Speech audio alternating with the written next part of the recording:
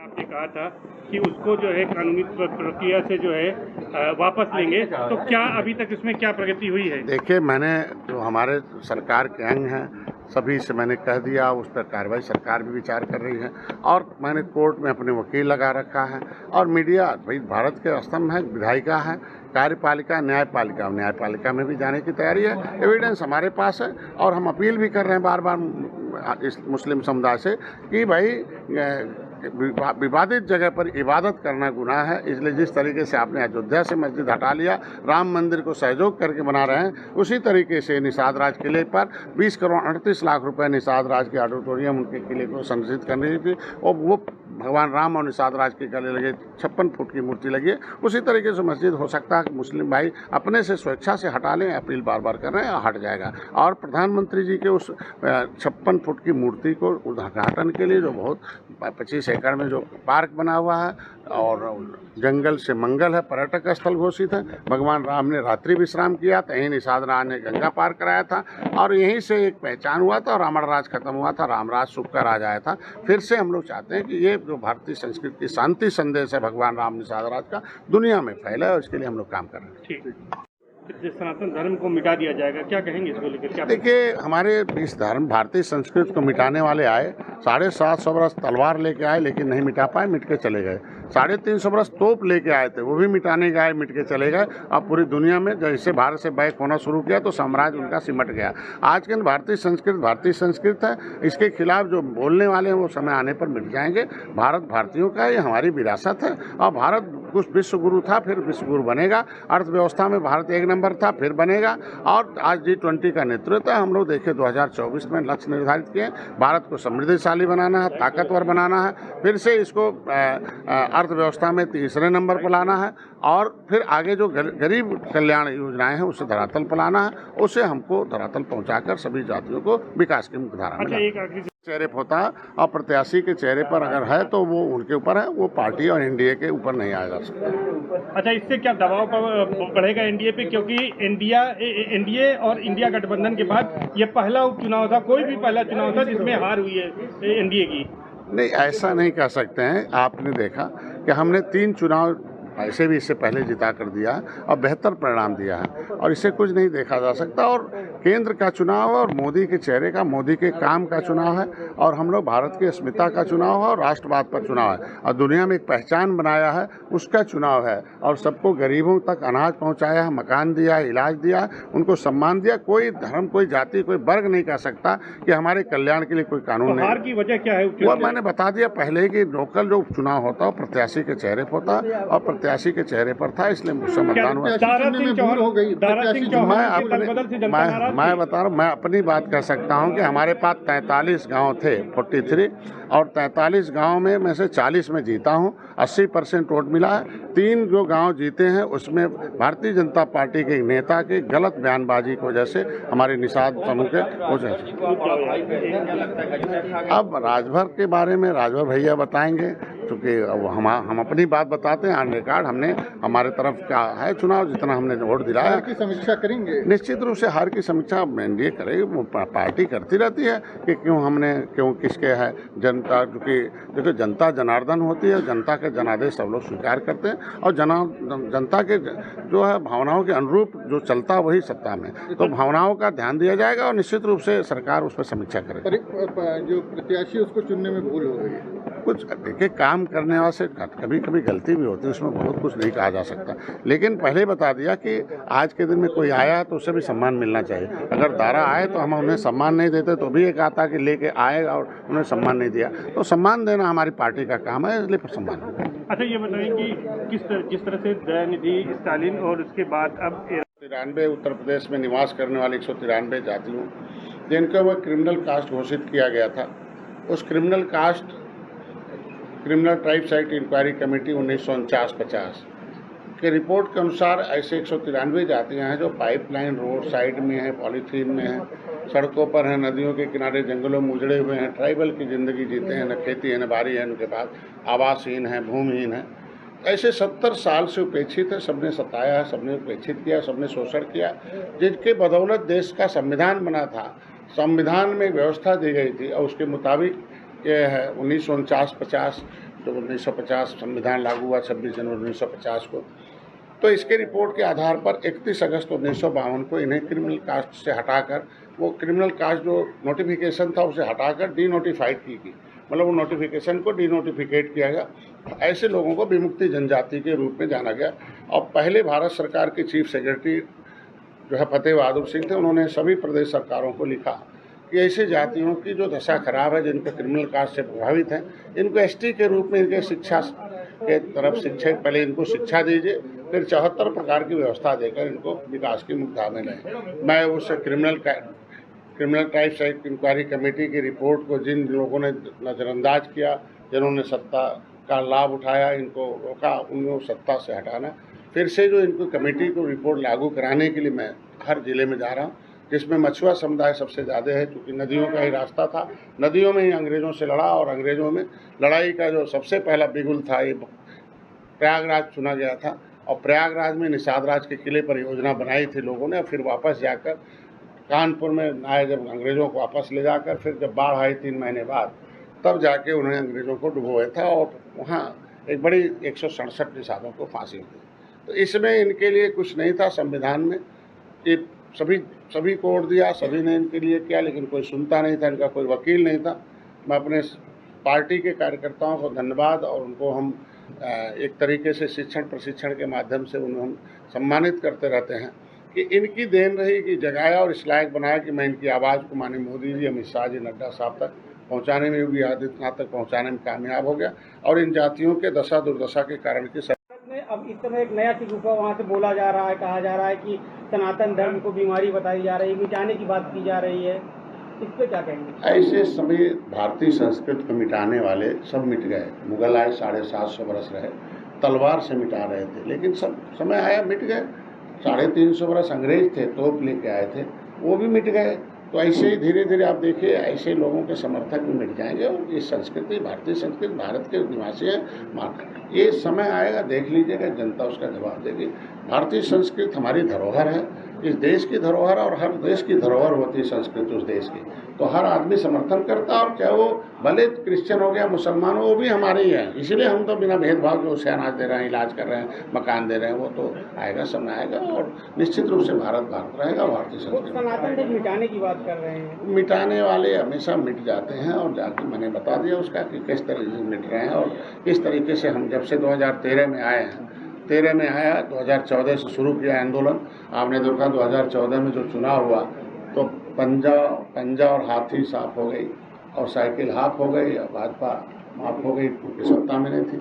हम देखिए आज के दिन में किस तरीके से कांग्रेस के 2 सीटें हैं, हम 11 सीटों पर हैं, बसपा की 1 सीट है, हम 11 सीटें। तो ऐसे में जो धर्म में और इस भारतीय संस्कृति के खिलाफ बोलने वाले लोग हैं, ऑटोमेटिकली उनका प्रेजेंटेशन आप देख सकते हैं उत्तर प्रदेश के विधानसभा में। और पहले विधानसभा में क्या प्रदेश होता था, हम लोगों के समय बहुत क्या है, धीरे धीरे आप देखे होंगे 6 साल पहले क्या था उत्तर प्रदेश, इस समय क्या है। बोल पाएंगे, बोलेंगे नहीं ना? तो जैसे यहाँ बोलते वैसे वहाँ भी बोलते हैं। उसमें जहाँ भी रहते हैं हम ही तो एक ऐसे हैं जहाँ सही बात हर जगह बोलते हैं, उसमें ऐसा नहीं है। सही बात बोलना कोई खराब नहीं होता है। कहते हैं कि सही बात को अच्छा मित्र हो तो सही बात हमेशा मित्र को बात अब उसका जवाब तो बड़े भाई देंगे, और जिन लोगों ने वापसी कराई हो गए हैं, लेकिन हमारे लिए हमेशा बड़े भाई रहेंगे। और बड़े भाई वही बोलेंगे ये तो चुनावी जुमला था, समाप्त उनका कहानी। देखिए, मैं अपने समुदाय की बात कर सकता हूँ, राजभर के बारे में राजभर भाई बता सकते हैं कि क्या वोट है, कितना वोट है, लेकिन हम अपनी बात करते हैं। हमने जो बता दिया ऑन रिकॉर्ड, वो कभी भी कोई जांच करा सकता है। अच्छा, ये बताइए कि रामायण हो चाहे भगवान राम, निषाद, तो क्या ये पहली हार है एक तरह से एनडीए की? मैंने बता दिया, न तो यहाँ न इंडिया है न तो एनडीए है। मैंने पहले बता दिया कि लोकल चुनाव प्रत्याशी के चेहरे पर आता है, और प्रत्याशी के चेहरे पर ऐसा आया। मतलब जो भी हो, आपको क्या लगता है कि हारने के बाद भी इनको विस्तार में मंत्री बनाया जाएगा? अब वो तो वैसा अपना सिर्फ नेतृत्व का और पार्टी का निर्णय। हम लोग तो पार्ट हैं, पार्टी मतलब एनडीए के पार्ट हैं, और एनडीए के पार्ट में सरकार बनाना और सरकार के साथ सेवा करना, और राजनीति से लोगों को हिस्सेदारी तय कराना। तो बताइएगा, पार्टी का चेहरा वो सही था? ये देखिए, वो जो भी निर्णय वो तो बाद में समीक्षा होगी ना, लेकिन मैंने पहले बता दिया कि ये जो तीन सब्जेक्ट है और सभी लोग जानते हैं। मैं बता दिया ना कि मतलब लोकल प्रत्याशी जो है दारा सिंह चौहान के चेहरे पर लोगों ने मतदान किया है, और जो वोट नहीं मिले हैं तो इसका मतलब चेहरे पर। अरे बीजेपी में कौन है जिसकी वजह से ये हारे दारा सिंह चौहान? किसने भीतरघात कर दिया? नहीं, मैं तो 43 गांव की बात बता रहा हूँ जो निषाद है। तो निषाद में सबको पता है कि कौन बीजेपी में है, कौन निषाद पार्टी का विरोध कर रहा है। आपके लोग हावी थे, वहाँ पीला दुपट्टा चला दिए, ये भी तो गड़बड़ था। नहीं, वोट तो दिया हमारे लोग, आप पता कर सकते हैं कोई भी। मैं तो इसीलिए ऑन रिकॉर्ड बोलता हूँ ना। बहुत जल्दी आपके पास रिपोर्ट आ गई 43 में 3। अरे मैं कह रहा हूँ ऑलरेडी उधर ही से बक्सा खुलेगा, तो जब उधर खुलेगा तभी तो हमारी बिरादरी वैसे भी नदी ताल के किनारे रहती है, तो जिधर से बक्सा खुला उधर से थे, तो इसीलिए रिपोर्ट हमने ले लिया। आगे क्या इम्पैक्ट देखते हैं चुनाव? नहीं, अब 2024 का चुनाव मोदी, देखिए हम लोगों ने 39 पार्टियों ने तय किया है। राष्ट्रवाद एक नंबर पर है, जिसमें हम पूरी दुनिया में है। G20 का नेतृत्व हो रहा है। आज के दिन में अर्थव्यवस्था बहुत देश की ज़रूरत थी, जो चौपट हो गई थी 10वें से 5वें नंबर पर लाना हम नहीं कर रहे हैं। जो सबसे बड़ी अचीवमेंट हुआ हम लोगों का, मैं सौभाग्यशाली हूँ, हम लोग जिस समय राजनीति कर रहे हैं, कि लगातार उत्तर प्रदेश की देश की गरीबी बढ़ रही थी, लेकिन इंटरनेशनल जो रिपोर्ट बताते हैं उसमें अभी 14% के आसपास गरीबी घटी है। तो ये हम नहीं कहते, पूरे वर्ल्ड के रिकॉर्ड के हिसाब से। तो और जो गरीब कल्याण योजनाएं जो विकास की धारा में लाने के लिए जो प्रयास है, जैसे हम अपने लिए प्रयास करते हैं कि कभी 10 रुपए का बजट निषादों के लिए नहीं दिया था। कांग्रेस ने अपने 67 साल में केवल 3000 करोड़ को दिया था, कोई पूछता नहीं था। और हमने 6 साल के अंदर 39,000 करोड़ रुपए आया, मतलब 26,000 करोड़ रुपए अलग से इंफ्रास्ट्रक्चर के आया, और योजनाओं के माध्यम से शिक्षा के। तो ये हम कह सकते हैं कि हम लोगों का जो उसी में हार हो रही है जो एनडीए के कैंडिडेट थी, उस पर किस तरह से देखते हैं, और क्या कहाँ कमी रह गई? देखिए, जब बड़े चुनाव होते हैं लोकसभा के तो देश देखा जाता है, और जब विधानसभा का होता है तो प्रदेश देखा जाता है, और जब उपचुनाव होता है तो प्रत्याशी देखे जाते हैं लोकल में। तो ज़्यादातर माना जाता है कि दारा सिंह चौहान के चेहरे पर जनता ने मतदान किया है, और जो भी रहा होगा उसका परिणाम देख ही रहे हैं, और उस पर होगा। और मेरी जिम्मेदारी थी, मेरे को बहुत, मैं बदनाम नेता हूँ इस मामले की। मैं जिस एक समुदाय की ज़्यादा वकालत करता हूँ, मछुआ समुदाय का, क्योंकि इस समुदाय का इसलिए ज़्यादा वकालत करता हूँ कि ये भी समुदाय इस देश को आज़ादी में लाया है, इसको जगाना जरूरी है। तो मेरी जिम्मेदारी जो थी, तो वो 43 पार्टियों का जो मेरे 43 गांव में हमारे मछुआ समुदाय के लोग हैं, वहाँ हमारा वोट है। उसमें से 40 गांव में मैं 80% से ज़्यादा वोट पाया हूँ। 3 गांव में मैं हारा हूँ, और 3 गांव में वो भी आज के दिन में एक हमारे नेता हैं बीजेपी में हैं, और जाके इस समुदाय जब हमसे जुड़ा हुआ है और उस गांव में जाकर हमारे विरोध में बोलेंगे, तो निश्चित रूप से वोट जो है उल्टा होगा। वो 3 गांव निश्चित रूप से सीधे आइए, मतलब ये हार है राजभर को पार्टी में लेने पे, क्या आगे ऐसे ही दुर्दशा होगी क्या? अब वो तो हमारी शीर्ष नेतृत्व है, पार्टी बड़े भाई भारतीय जनता पार्टी है, उसका निर्णय हम स्वीकार करते रहते हैं कि किसी को लाना ले जाना, हटाना, उसको टिकट देना उनका काम है। लेकिन हमारी जो जिम्मेदारी थी वो हमने निभाया है। घाटे का सौदा नहीं रहा है। अब मैंने पहले बता दिया कि मैंने जो लोकसभा का चुनाव होता है वो केंद्र और प्रधानमंत्री और पार्टी के नाम पर होता है, और जो राज्य के चुनाव होते हैं मुख्यमंत्री और पार्टी के नाम पर होता है। लेकिन जो उपचुनाव होता है और लोकल मेनली जो है उस व्यक्ति को देखा जाता है जो चुनाव सरकार का चुनाव होता है, जैसे चाहती उसे जीत लेती है। नहीं, योगी जी ने जानबूझ के हरवा दिया क्या? ऐसा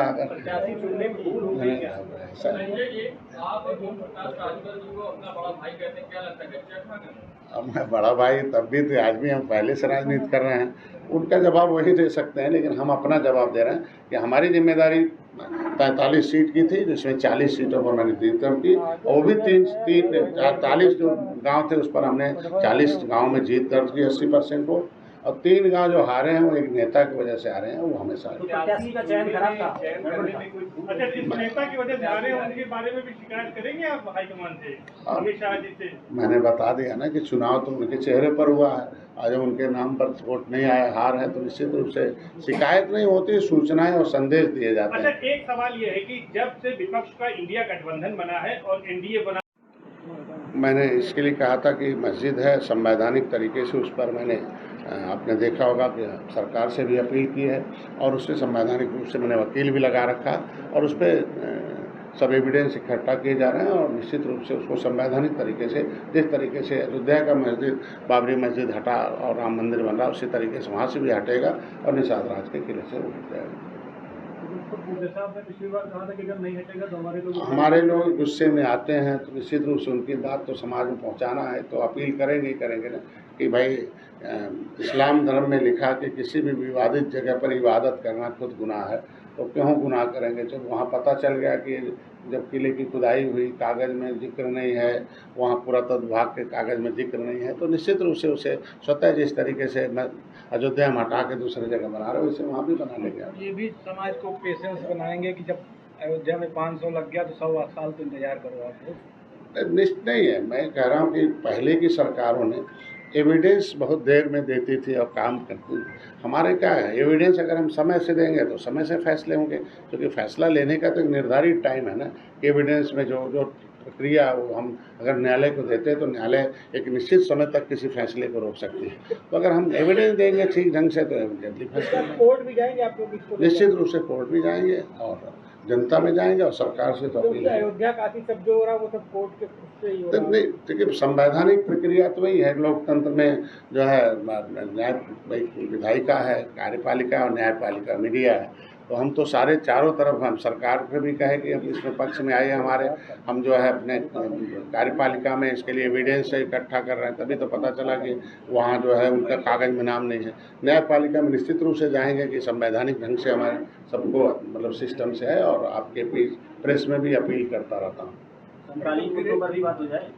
हाँ, एक विशेष है कि यहाँ एक निषाद राज का किला है जिसे पर्यटक स्थल घोषित हुई, और 56 फुट की भगवान राम और निषाद राज की त्रेता में जब गले लगाया था निषाद राज को, निषाद राज ने, और रात्रि विश्राम किया था, और उस रात्रि विश्राम में वहाँ से गंगा पार किया था और सेना दे के रावण राज खत्म किया था। तो उस पर एक पर्यटक स्थल घोषित होकर मूर्ति लगी हुई है और जंगल से मंगल है। 20 करोड़ 38 लाख रुपए देकर निषाद राज का ऑडिटोरियम, मतलब निषाद राज के उस किले को फिर से पहचान के रूप में दिया जाए, सरकार को धन्यवाद है। उसके लिए उद्घाटन के लिए माननीय प्रधानमंत्री जी के आने की संभावना है, उनको मैंने निमंत्रण दे रखा है। इंक्वायरी भी शुरू हो गई है और नवंबर या दिसंबर में जो भी समय मिलेगा उनका एक निश्चित देंगे। तो उसके लिए यहाँ के मंडल के कार्यकर्ताओं को एक तरीके से एडवांस में पहले से उनको बैठक कराकर तैयारी करानी होगी कि कोई एक घर न बचे जिससे कि निषाद राज की उस पावन धरती पर न जाए और उस मिट्टी को नमन न करे। और प्रधानमंत्री ने जो सबसे पहले उतरे थे जब इलाहाबाद में पहली बार हमको जब सुनने को आया, तो निषाद राज की धरती को उन्होंने प्रणाम किया था और जय निषाद राज के नारे का उद्घोष किया था। वो जय निषाद राज का नारा घर घर पूरे प्रदेश में जा रहा है। और ये मछुआ समुदाय की जो सोच है कि केवट मल्ला बिंद कश्यप कहार धीवर एक बार वातन तो रहा छोटी जात की, तो इस किले पर बार बार मेरे को लाने का मतलब होता सोच पैदा करो कि हम एक लोगों को देने वाले थे, लोगों को सम्मान देने वाले थे, सुख राजनीतिक सोच लाओ और ये जो जाति सोच है उसे हटाओ और इस भारतीय संस्कृति में जो एक स्थान था मछुआ समुदाय का वो फिर से प्राप्त करने के लिए कोशिश करो। तो आज के दिन में लगभग पूरे प्रदेश के हर जिले में, हर ब्लॉकों में, हर लगभग गांव में संगठन बन चुका है और प्रदेशों में भी संगठन बन चुका है। तो इसकी तैयारी के लिए मैं आया था और निषाद राज के किले की मिट्टी को एक तरीके से अब उसी मिट्टी की महक को एक पैकेट में डाल के उनके घरों में पहुंचाने की तैयारी की जा रही है। और यहाँ के जो कार्यकर्ता हैं उनकी जिम्मेदारी है कि हर जिले में जाएं और वहाँ प्रवास करें और निषाद राज के किले की मिट्टी को घर पर पैकेट में जो हमारे लोगों को नशा की तरफ कर दिया था, सूती बीड़ी रखने के लिए पैकेट रखा, तो उसकी तरह पर मिट्टी रहेगी और उसमें पूरा लिखा हुआ है और लिख कर उसका प्रमाण है कि कहाँ की मिट्टी है।